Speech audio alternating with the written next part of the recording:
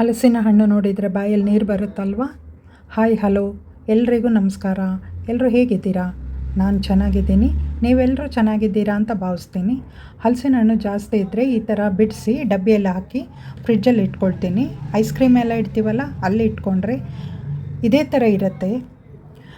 Video ಎಲ್ಲೂ skip ಮಾಡಬೇಡಿ, ಪೂರ್ತಿ ವಿಡಿಯೋ ನೋಡಿ ಸಪೋರ್ಟ್ ಮಾಡಿ ಅಂತ ಕೇಳ್ಕೊಳ್ತೀನಿ. ಇದು ಹಳೆ ವಿಡಿಯೋ, ಬೆಳಗಿನ ತಿಂಡಿಯಿಂದ ಏನೇನು ಮಾಡ್ತಾಯಿದ್ದೀನಿ ಅಂತ. ಬೆಳಿಗ್ಗೆ ತಿಂಡಿ ದಿಢೀರಾಗಬೇಕು ಅಂದರೆ ಅಕ್ಕಿ ರವೆ ತೊಗೊಂಡು ಚೆನ್ನಾಗಿ 1 ಅಥವಾ 2 ಸರ್ತಿ ಚೆನ್ನಾಗಿ ತೊಳೆದು ಅದು ನೀರೆಲ್ಲ ಚೆನ್ನಾಗಿ ಬಸ್ತಿಟ್ಕೊಬೇಕು. ಇಲ್ಲಿ ಹಲಸಿನ ಹಣ್ಣು ಏಲಕ್ಕಿ ಹಾಕಿ ರುಬ್ಬಿಟ್ಕೊಂಡಿದ್ದೀನಿ. ಅದನ್ನ ನಾವು ಅಕ್ಕಿ ರವೆಗೆ ಎಷ್ಟು ಬೇಕೋ ಅಷ್ಟನ್ನು ಸಿಹಿ ನೋಡಿಕೊಂಡು ಮಿಕ್ಸ್ ಮಾಡ್ಕೊಳ್ಬೇಕು. ಒಂದೊಂದು ಹಲಸಿನ ಹಣ್ಣು ಜಾಸ್ತಿ ಸಿಹಿ ಇರುತ್ತೆ, ಒಂದೊಂದು ಕಡಿಮೆ ಇರುತ್ತೆ. ಇದಕ್ಕೆ ಬೆಲ್ಲ ಕೂಡ ಸೇರಿಸ್ತೀನಿ. ರುಬ್ಬಿರೋ ಹಲಸಿನ ಹಣ್ಣಿನ ಪೇಸ್ಟ್ ಇದೆಯಲ್ಲ ಅದನ್ನು ಅಕ್ಕಿ ರವೆಗೆ ಸೇರಿಸ್ಕೊಳ್ಬೇಕು. ನಮಗೆ ಸಿಹಿ ಎಷ್ಟು ಬೇಕೋ ಅಷ್ಟು. ಉಪ್ಪಂತೂ ಹಾಕಲೇಬೇಕಾಗತ್ತೆ. ರುಚಿಗೆ ತಕ್ಕಷ್ಟು ಉಪ್ಪು ಹಾಕ್ಕೊಂಡು ಚೆನ್ನಾಗಿ ಕಲಿಸ್ಕೊಳ್ಬೇಕು. ರವೆ ಎಲ್ಲ ಗಂಟಿಲ್ಲದ ರೀತಿಯಲ್ಲಿ ನೋಡಿಕೊಂಡು ಕಲಿಸ್ಕೊಳ್ಬೇಕು. ಫಸ್ಟು ಹಲಸಿನ ಹಣ್ಣಿನ ಪೇಸ್ಟ್ ಇದೆಯಲ್ಲ ಅದರ ಜೊತೆಗೆ ಕಲಿಸ್ಕೊಳ್ಬೇಕು. ನಂತರ ನೀರು ಬೇಕು ಅಂದರೆ ಸ್ವಲ್ಪ ಹಾಕ್ಕೊಳ್ಬೋದು. ಯಾಕೆಂದರೆ ಅಕ್ಕಿ ರವೆ ನೆನಿಬೇಕಲ್ವ, ಒಂದು ಅರ್ಧ ಗಂಟೆ ಕಲಸಿ ಹಾಗೆ ಇಡಬೇಕು. ಜೊತೆಗೆ ಬೆಲ್ಲನೂ ಸೇರಿಸ್ತಾ ಇದ್ದೀನಿ. ಎಲ್ಲ ಒಟ್ಟು ಸೇರಿಸಿ ಕಲಸಿದ್ರೆ ಸ್ವಲ್ಪ ಹೊತ್ತಿಗೆ ಬೆಲ್ಲ ಎಲ್ಲ ಕರಗಿರುತ್ತೆ. ಅಕ್ಕಿ ರವೆ ನೆನೆಯೋದಕ್ಕೋಸ್ಕರ ಅರ್ಧ ಗಂಟೆ ಅದನ್ನು ಹಾಗೆ ಮುಚ್ಚಿಡಬೇಕು.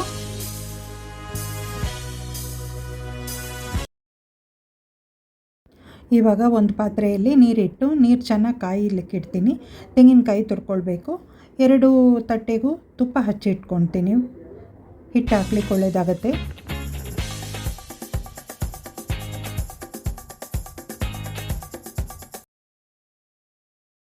ತೆಂಗಿನಕಾಯಿನ ಚೂರು ಮಾಡಿಟ್ಟಿದ್ದೀನಿ. ಅದನ್ನು ಈ ಹಿಟ್ಟಿನ ಜೊತೆ ಹಾಕಿ ಚೆನ್ನಾಗಿ ಮಿಕ್ಸ್ ಮಾಡಿಕೊಳ್ಬೇಕು.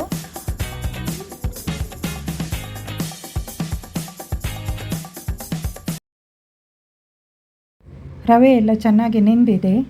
ಹಿಟ್ಟು ಹದ ಇಷ್ಟು ದಪ್ಪ ಇರಬೇಕು. ಇವಾಗ ತುಪ್ಪ ಸವರ್ಕೊಂಡಿದ್ದು ಪ್ಲೇಟಿಗೆ ಹಲಸಿನ ಹಣ್ಣಿನ ಕಡೆ ಬಂದರೆ ಸ್ವಲ್ಪ ದಪ್ಪ ಇರಬೇಕು. ಹಾಗಾಗಿ ತಟ್ಟೆಗೆ ಹಿಟ್ಟು ಸ್ವಲ್ಪ ಜಾಸ್ತಿನೇ ಹಾಕ್ಕೊಳ್ಬೇಕು.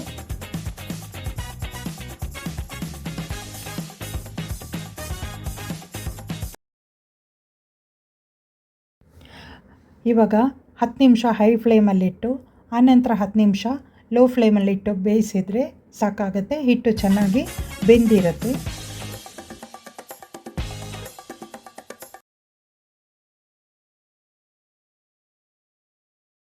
ಪ್ಲೇಟನ್ನು ತೆಗೆಯುವಾಗ ಹುಷಾರಾಗಿ ತೆಗಿಬೇಕು, ಹಬೆ ಕೈಗೆ ಬರುತ್ತೆ. ಹಾಗಾಗಿ ನಾನು ಈ ಥರ ಪ್ಲ್ಯಾನಲ್ಲಿ ತೆಗಿತಾ ಇದ್ದೀನಿ. ಕೈ ಕಾಲಿಗೆಲ್ಲ ಬೀಳಿಸ್ಕೊಳ್ಳೋದು ಎಲ್ಲ ಆಗುತ್ತೆ, ನೋಡ್ಕೊಂಡು ತೆಗಿಬೇಕು ಹುಷಾರಾಗಿ. ಒಂದು ತಟ್ಟೆನ ಹೊರಗಿಟ್ಟಿದ್ದೀನಿ, ಒಂದು ಆ ಪಾತ್ರೆ ಒಳಗೆ ಬಿಸಿಯಾಗಿರಲಿ ಅಂತ ಇಟ್ಟಿದ್ದೀನಿ. ನಾನು ಈ ರೀತಿಯಲ್ಲಿ ಪೀಸ್ ಮಾಡ್ತಾಯಿದ್ದೀನಿ. ಕಡುಬಿನ ಜೊತೆ ತುಪ್ಪ ಹಾಕ್ಕೊಂಡು ತಿಂದ್ರೇ ಅದೊಂದು ರುಚಿ.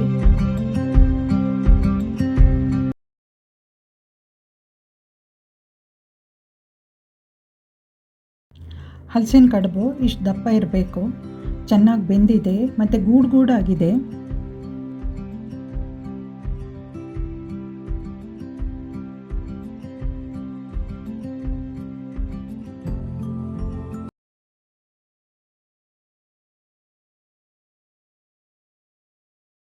ನಮ್ಮ ಮನೆಯಲ್ಲಿ ಎಲ್ರಿಗೂ ಇಷ್ಟ ನೋಡಿ. ಆ ತೆಂಗಿನಕಾಯಿ ಎಲ್ಲ ಮಧ್ಯ ಮಧ್ಯ ತಿನ್ನುವಾಗ ಸಿಕ್ಕಿದರೆ ತುಂಬ ರುಚಿಯಾಗಿರುತ್ತೆ. ತುಪ್ಪದ ಜೊತೆ 4-5 ಪೀಸು ಆರಾಮಾಗಿ ತಿನ್ಬೋದು. ತಿಂಡಿ ಎಲ್ಲ ತಿಂದು ಒಂದು ಕಾಫಿ ಕುಡಿದು ನಂತರ ಕಡಲೆ ಬೀಜ ಎಲ್ಲ ತಂದು ಹುರಿದಿಟ್ಟಿದ್ದಾಯಿತು.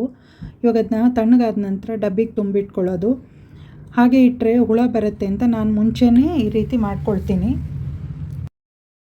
ಅಡುಗೆ ಮಾಡಿಕೊಂಡು ಜೊತೆಗಿಂತ ಕೆಲಸಗಳೆಲ್ಲ ಮಾಡಿ ಇಟ್ಕೊಂಡ್ರೆ ನಮಗೆ ಆರಾಮಾಗಿರುತ್ತಲ್ವ. ಒಂದು ಪಲ್ಯ ಮಾಡೋಣ ಅಂತ ಪಲ್ಯಕ್ಕೆ ಒಗ್ಗರಣೆ ಹಾಕ್ತಾಯಿದ್ದೀನಿ. ಕಡಲೆ ಬೀಜ ಹುರ್ಕೊಳ್ಳೋದು ಮತ್ತು ರವೆ ಎಲ್ಲ ತಂದಾಗ ಹುರಿದಿಟ್ಬಿಡೋದು ಎಲ್ಲ ನಮಗೆ ಆಮೇಲೆ ದಿನನಿತ್ಯದ ಕೆಲಸಕ್ಕೆ ಅದು ತುಂಬ ಸುಲಭವಾಗಿರುತ್ತೆ.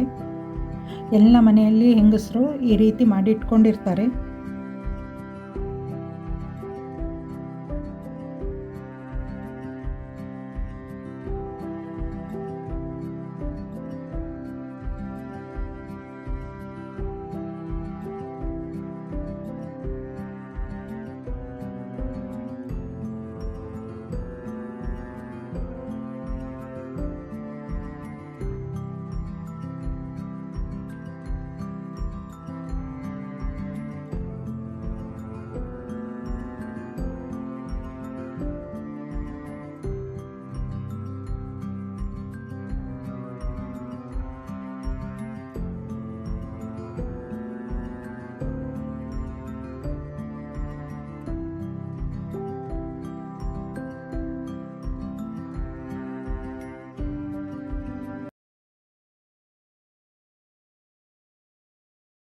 ಸಿಂಪಲ್ಲಾಗಿ ಒಂದು ಪಲ್ಯ ಮಾಡಿದ್ದಾಯಿತು. ಇವಾಗ ತೆಂಗಿನಕಾಯಿ ಇತ್ತಲ್ವ ಅದನ್ನು ತುರಿದು ಒಂದು ಸ್ಟೀಲ್ ಡಬ್ಬಿಯಲ್ಲಿ ಹಾಕಿಟ್ಕೊಂಡ್ರೆ ನಮಗೆ ಅದು ದಿನ ಉಪಯೋಗಿಸ್ಲಿಕ್ಕೆ ತುಂಬ ಅನುಕೂಲ ಆಗುತ್ತೆ. ಟೈಮ್ ಕೂಡ ಸೇವ್ ಆಗುತ್ತೆ. ದಿಢೀರಂತ ಮಾಡ್ಕೊಳ್ಳೋಕ್ಕೂ ಈ ರೀತಿ ಇದ್ದರೆ ತುಂಬ ಅನುಕೂಲ ಇರುತ್ತೆ.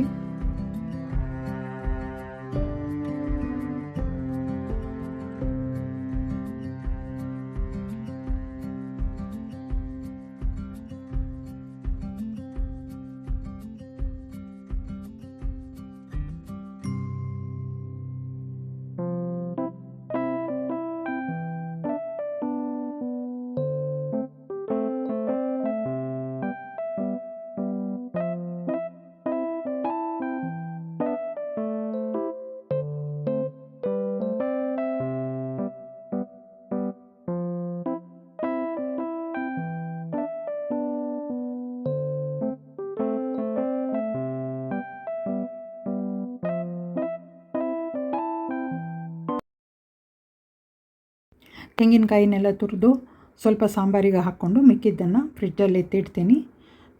ಇನ್ನೆರಡು ದಿವಸಕ್ಕೆ ಯಾವ ತೊಂದರೆನೂ ಇಲ್ಲ.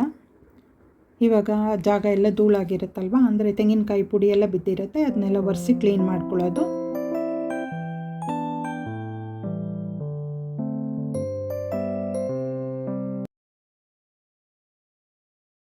ರುಬ್ಬಿರೋ ಕಾಯಿ ಪೇಸ್ಟನ್ನು ಮೊದಲೇ ಬೇಯಿಸಿಟ್ಟಿರೋ ತರಕಾರಿಗೆ ಹಾಕಿ ಚೆನ್ನಾಗಿ ಕುದಿಸಿದ್ರೆ ಅಲ್ಲಿಗೊಂದು ಸಾಂಬಾರು ರೆಡಿ ಆಗುತ್ತೆ.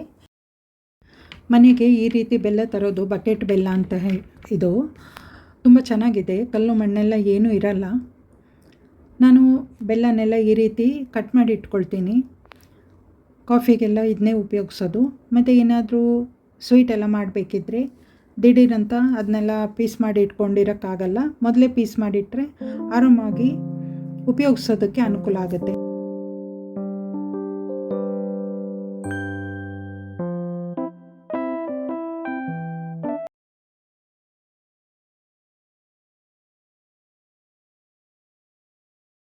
ಇದೆಲ್ಲ ಸ್ವಲ್ಪ ಮೇಲಿನ ಕೆಲಸ ಮುಗೀತು. ಇವಾಗ ದೇವ್ರ ಪಾತ್ರೆ ಎಲ್ಲ ತೊಳೆದಿಟ್ರೆ ಅಲ್ಲಿಗೆ ಒಂದು ರೀತಿ ಒಂದು ಹಂತದ ಕೆಲಸ ಮುಗ್ದ ಹಾಗೆ ಆಗುತ್ತೆ. ನಮ್ಮ ಮನೆಯಲ್ಲಿ ದೇವ್ರ ಪಾತ್ರೆ ಬೇಗನೆ ಕಪ್ಪಾಗುತ್ತೆ. ಯಾಕೆಂದರೆ ಬೋರ್ ನೀರು ಯೂಸ್ ಮಾಡ್ತೀವಲ್ವ, ತಾಮ್ರದ ಪಾತ್ರೆ ದಿನಾನೂ ಬಳಸ್ತೀವಿ, ಹಾಗಾಗಿ ಬೇಗನೆ ಕಪ್ಪಾಗೋದು. ಕಾವೇರಿ ವಾಟ್ರು ಇದೇ ಮಿಕ್ಸ್ ಆಗುತ್ತೆ, ತೊಳಿತಾನೆ ಇರಬೇಕು. ದೇವ್ರ ಪಾತ್ರೆ ಎಲ್ಲ ವಾರಕ್ಕೆ 2-3 ಸರ್ತಿ ತೊಳಿತೀನಿ. ತೊಳೆದಿದ್ದನ್ನು ನೋಡೋದಕ್ಕೆ ಒಂಥರ ಚೆಂದ, ಅದು ಒಳ್ಳೆ ಶೈನಿಂಗ್ ಎಲ್ಲ ಇರುತ್ತಲ್ಲ, ಹಾಗಾಗಿ ಖುಷಿ ಆಗುತ್ತೆ ನೋಡೋದಕ್ಕೆ.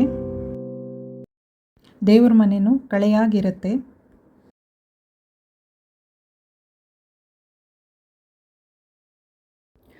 ಈ ವಿಡಿಯೋ ನೋಡೋರಿಗೆ ನಾನು ಮಾಡಿದ ಕೆಲಸಗಳು ಇಷ್ಟ ಆಯಿತು ಅಂದರೆ ಕಮೆಂಟ್ ಸೆಕ್ಷನಿನಲ್ಲಿ ಒಂದು ಕಮೆಂಟ್ ಹಾಕೋದು ಮರಿಬೇಡಿ.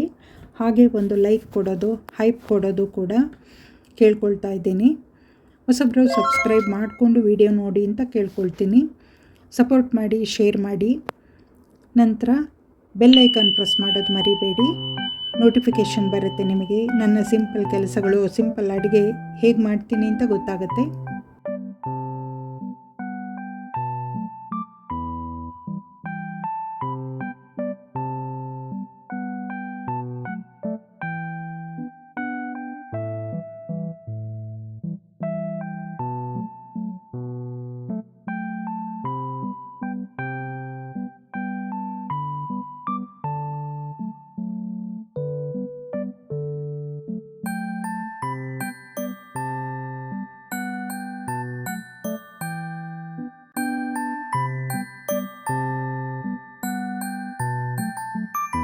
ವಿಡಿಯೋ ನೋಡಿದವರಿಗೆಲ್ಲ ಧನ್ಯವಾದಗಳು. ಪೂರ್ತಿಯಾಗಿ ವಿಡಿಯೋ ನೋಡಿ ಸಪೋರ್ಟ್ ಮಾಡಿ ಅಂತ ಕೇಳ್ಕೊಳ್ತೀನಿ. ಈ ವಿಡಿಯೋನ ಇಲ್ಲಿಗೆ ಎಂಡ್ ಮಾಡ್ತಾ ಇದ್ದೀನಿ. ಮುಂದಿನ ವಿಡಿಯೋದಲ್ಲಿ ಸಿಗೋಣ. Thank you. ಮತ್ತೊಮ್ಮೆ ಎಲ್ರಿಗೂ ಧನ್ಯವಾದಗಳು.